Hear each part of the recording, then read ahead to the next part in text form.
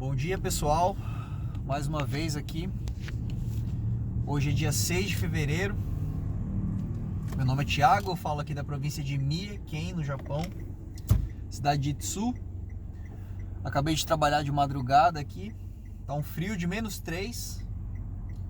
Eu tô aproveitando esse momento que eu tô voltando para casa de carro para desenrolar mais um videozinho aqui falando sobre o quê? Relacionamentos disfuncionais, né? E como todos os vídeos, eu costumo sempre salientar no início deles que todos os temas, todos os assuntos, tudo que eu proponho aqui nesses vídeos é falando sobre o genérico, o geral, né? A grande maioria, a massa, né? Eu nunca falo sobre as exceções, né? Sobre aquele 1%, 2%, 10% da população de homens, 1%, 2% da população de mulheres, de casais, de relacionamentos. Eu falo sobre o grosso, sobre o principal, a base, né? Eu costumo dar o seguinte exemplo. As mulheres gostam de homens altos, acima de 1,75 m. Toda mulher vai gostar e querer ficar exclusivamente com homens que têm 1,75 m? Não. Eu sei que existem aí as exceções, né? Eu sei que existem aí as porcentagens baixas. Mas via de regra não é assim. A gente sabe que a mulher gosta dos homens mais altos, principalmente mais altos do que elas. Vai ter ali aquela moça de 1,55 m, 1,50 m de altura que não vai aceitar um cara de 1,75 m, a girafa? Vai, claro que vai. Mas essas são exceções, né? Exceções. Nesse vídeo eu não falo de exceções. Nesses vídeos eu vou falar sempre das vias de regra, da maioria, do que acontece com os relacionamentos no geral, né? Então que as pessoas não apareçam no vídeo falando assim, não, mas eu tenho uma tia que casou com um cara que foi diferente. Mas eu tenho um tio, um irmão que casou com uma mulher que foi diferente do que você está falando aí no vídeo. Eu sei que existem exceções, mas aqui eu não falo sobre exceções, né?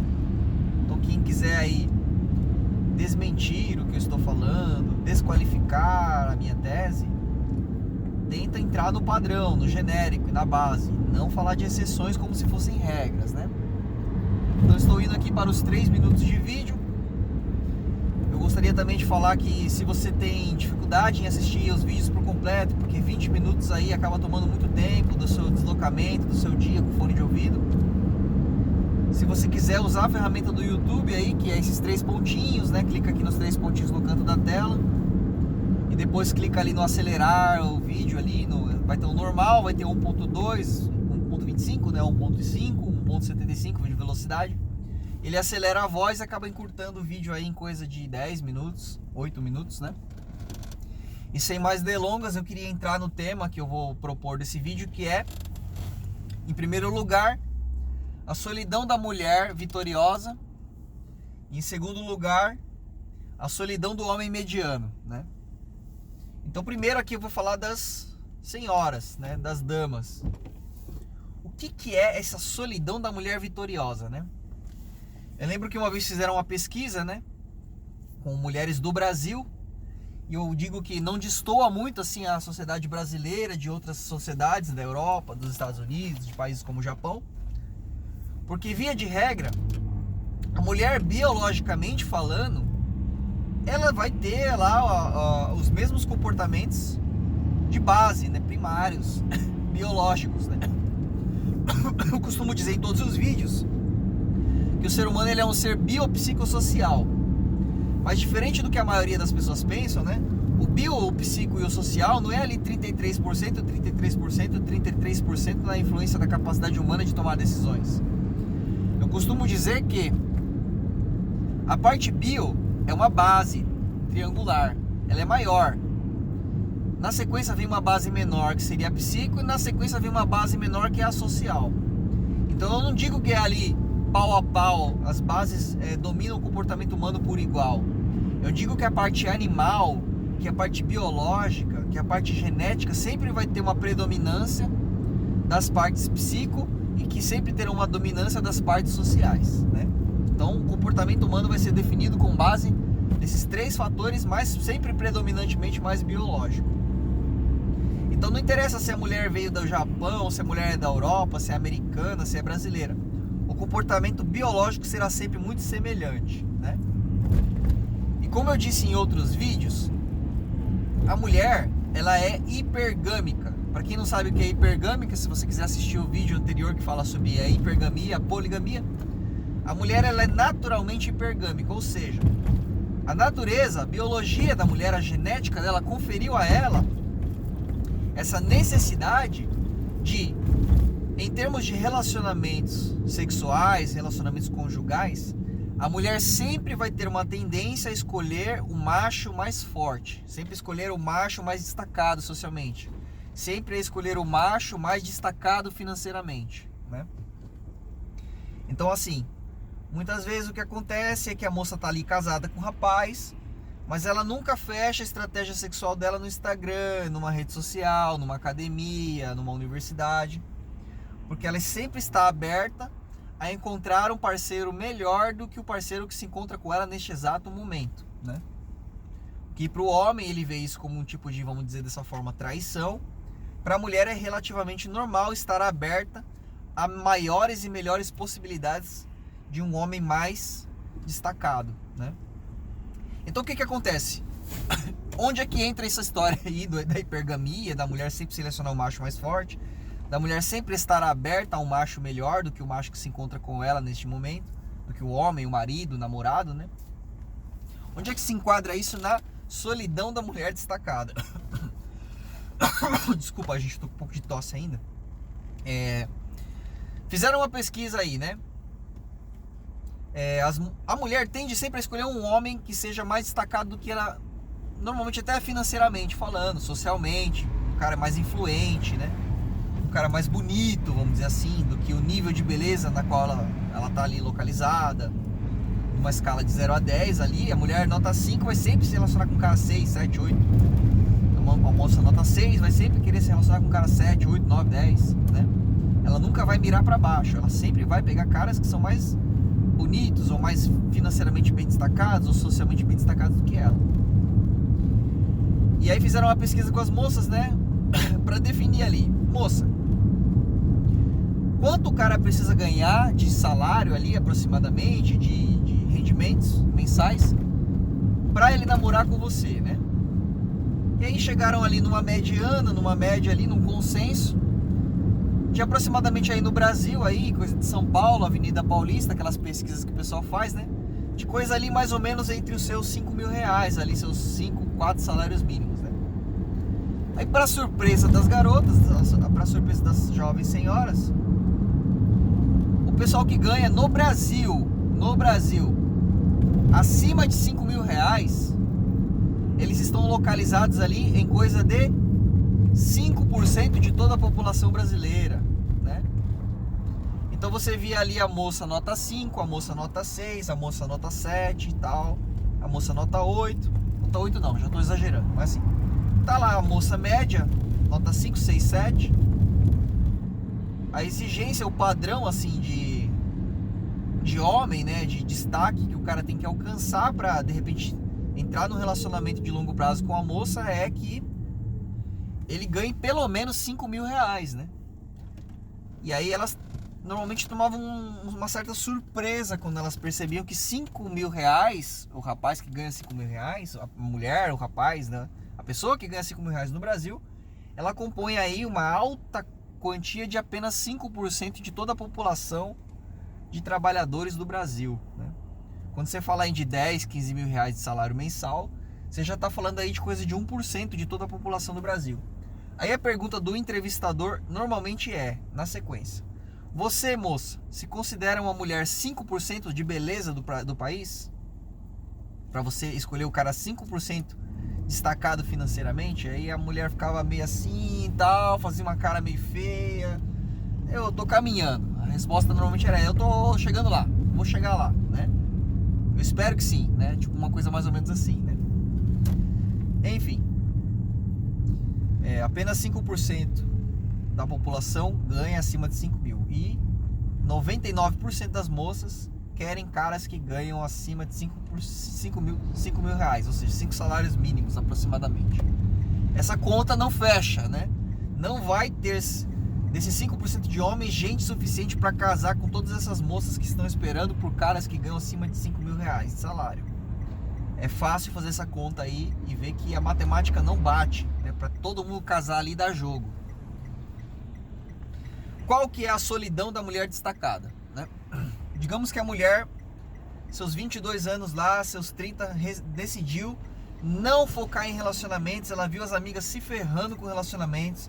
A mãe dela, o pai dela buzinou no ouvido dela, falou assim, ó, se profissionaliza, vai estudar, vai trabalhar, esquece essa coisa de relacionamento por enquanto, vai seguir carreira, vai fazer sua vida.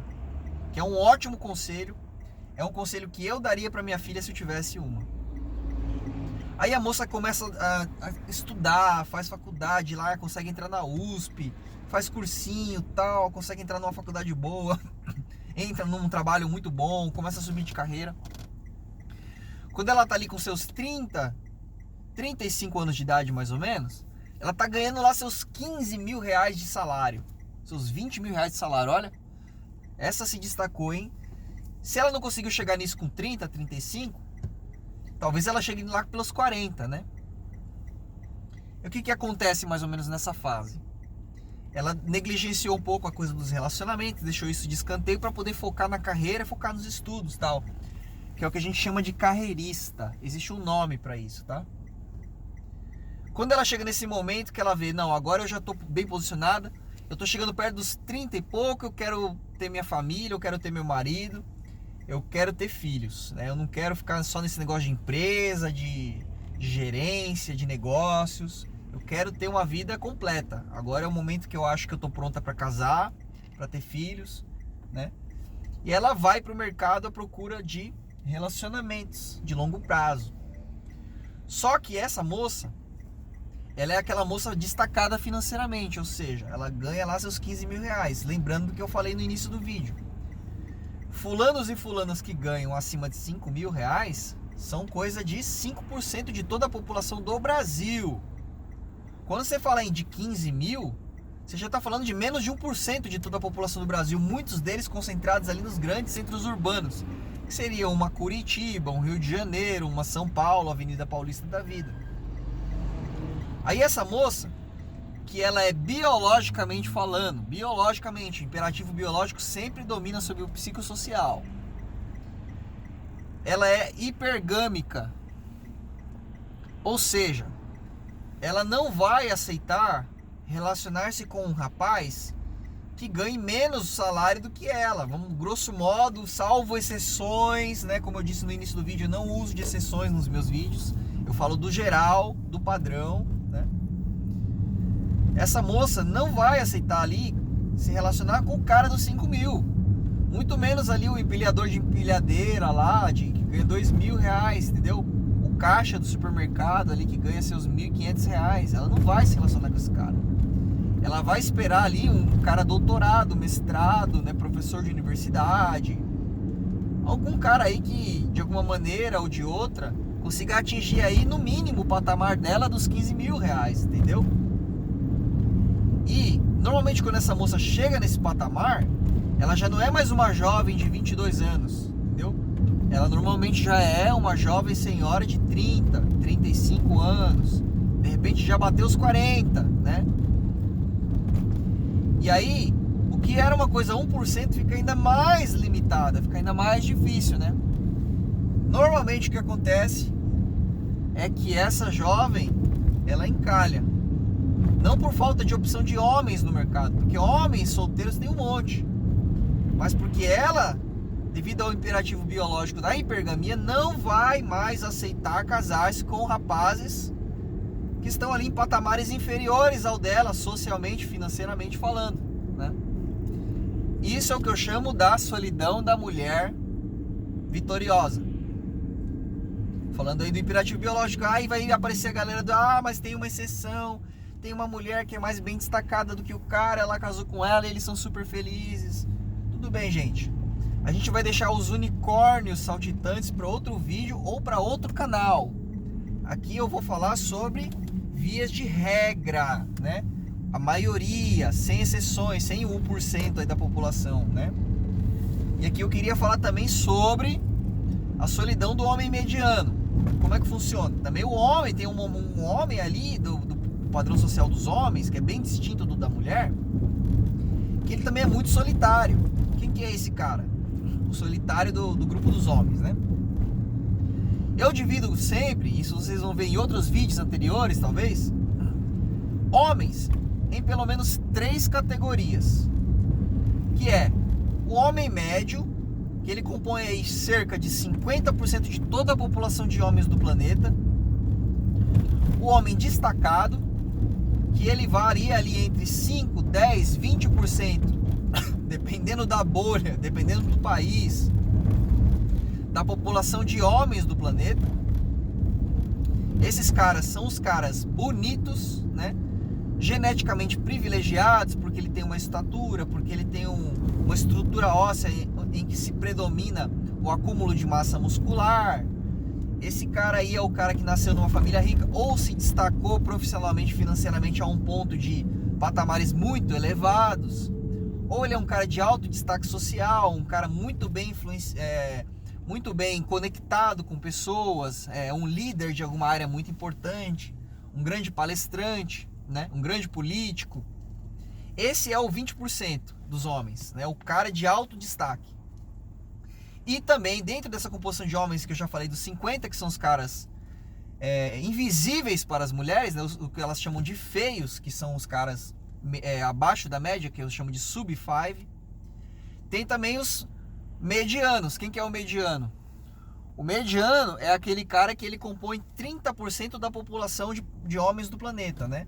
Dos quais eu ainda subdivido eles em 15% para baixo e 15% para cima. Ou seja, esses 30% de homens medianos, 15% deles vão estar beirando lá o limite dos feios, né? Dos 50%, que seria o sub-5.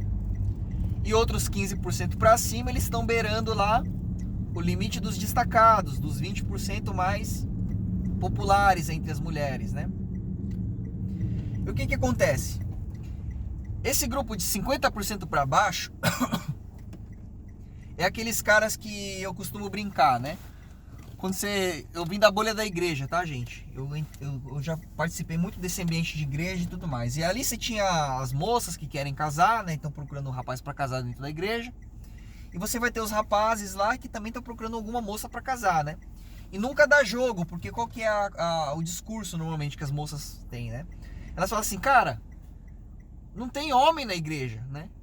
E aí você olha pro lado e tá aquela fileira com 15 rapazes assim, tipo, mas a gente não é homem não, tipo assim, a gente não é gente não. O que acontece? Quando a mulher fala que todo homem trai, ela não tá falando de 100% da população de homens, ela tá falando dos caras com quem ela se envolveu. Quem são esses caras com quem ela se envolveu? Ela se envolveu com aqueles 20% lá que são os caras destacados. Esses caras, por terem alta abundância de mulher, tá todas as mulheres mirando neles. 90% das mulheres estão mirando nos 20% dos caras destacados, nos 10%. Esses caras têm tanta oferta, né? Oportunidade faz o ladrão.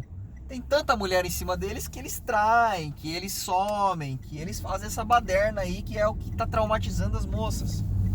Que elas chegam nas stories de Instagram, de Facebook, e reclamam que, nossa, todo homem trai, homem nenhum presta.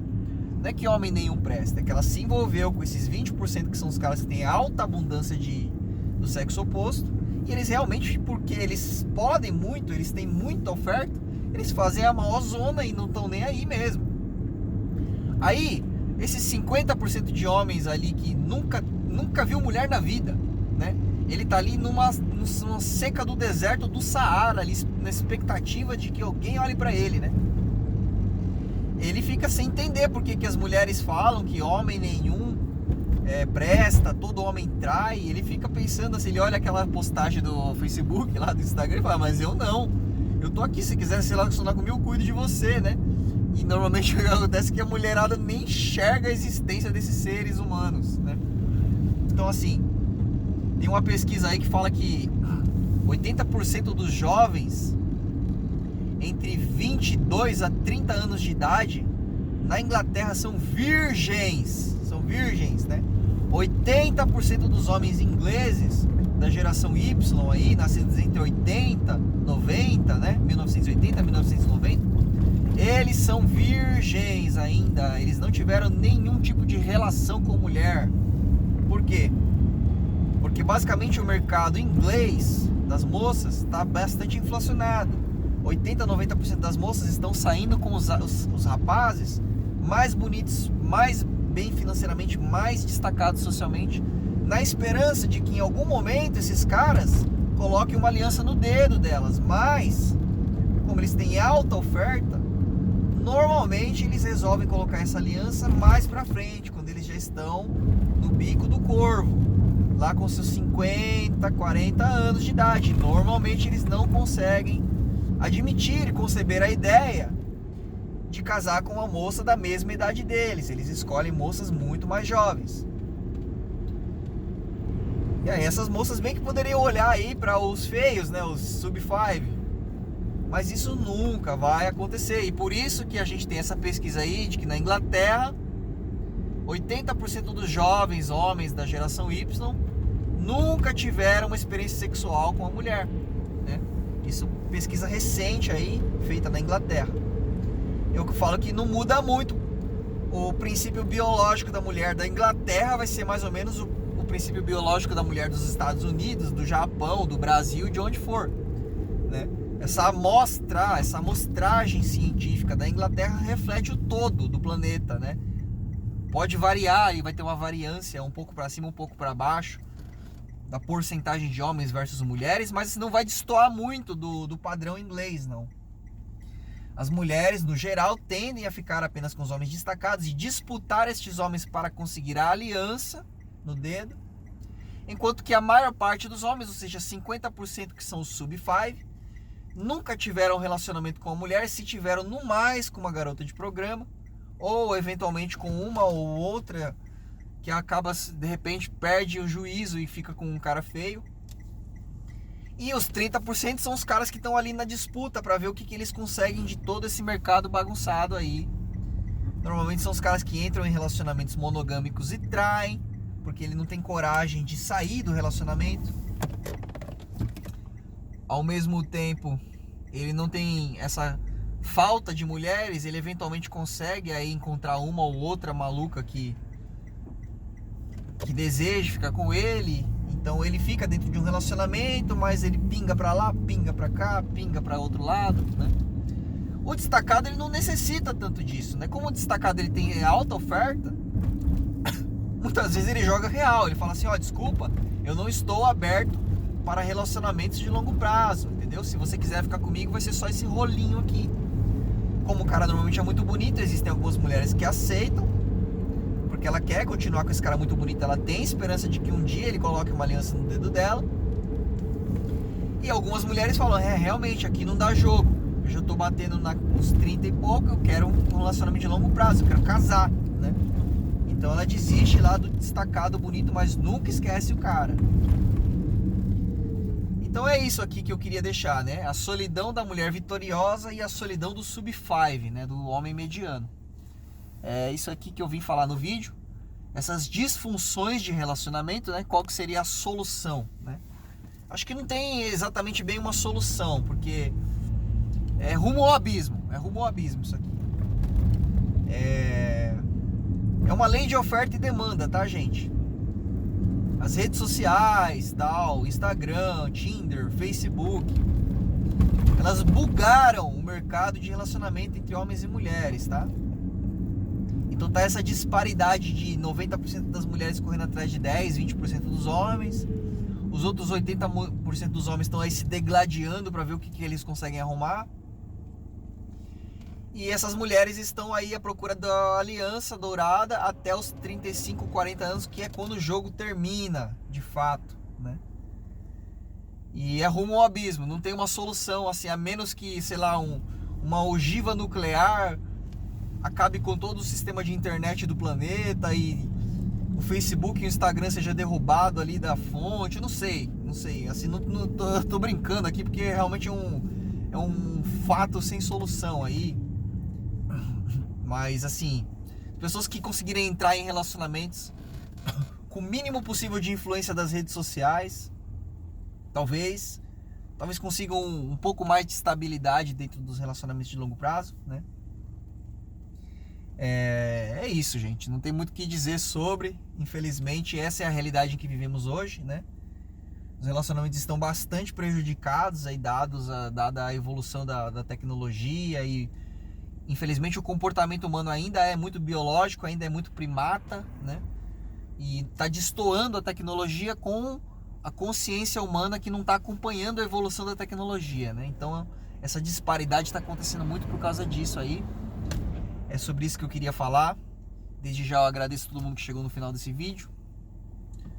É isso.